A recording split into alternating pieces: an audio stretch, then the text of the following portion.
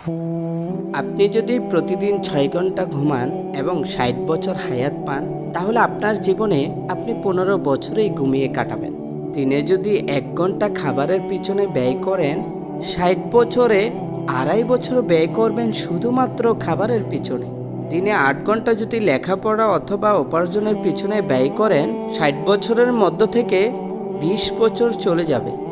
আমরা দিনে রাতে কয় ঘন্টা নামাজের পিছনে ব্যয় করি? 5 ওয়াক্ত নামাজ পড়তে হয়তো 1.5 ঘন্টা লাগে। তাহলে 60 বছরে মাত্র 3 বছর 9 মাস ইবাদতের পিছনে ব্যয় করবেন। আখিরাতের জীবন চিরস্থায়ী। দুনিয়া হলো আখিরাতের প্রস্তুতি ক্ষেত্র, শস্য ক্ষেত্র।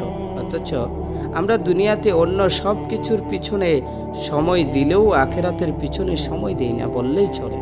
3 বছর 9 মাস ইবাদত, তাও হয় না আমাদের। এই অল্প ইবাদত দিয়ে কি মহান রবের জান্নাতের আশা করা যায়? তাহলে কিভাবে আমরা দুনিয়াতে কাজ করে আখিরাতের জন্য বেশি সময় দিতে পারবো?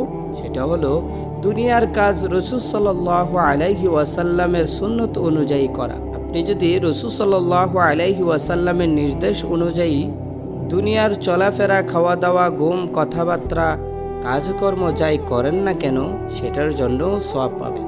রাসূল সাল্লাল্লাহু আলাইহি ওয়াসাল্লামের সুন্নতকে যদি আমরা খাওয়ার সময়, ঘুমানোর সময়, পড়ালেখার সময়, বাসে চড়ার সময়, হাঁটার সময়, বসার সময়, ওয়াশরুমে যাওয়ার সময়, কর্মক্ষেত্রে কথা বলার সময়, অর্থাৎ সব সময় যদি মানতে পারি, তাহলে আমরা নিজেদেরকে 24 ঘন্টা ইবাদতের মধ্যে রাখতে পারি।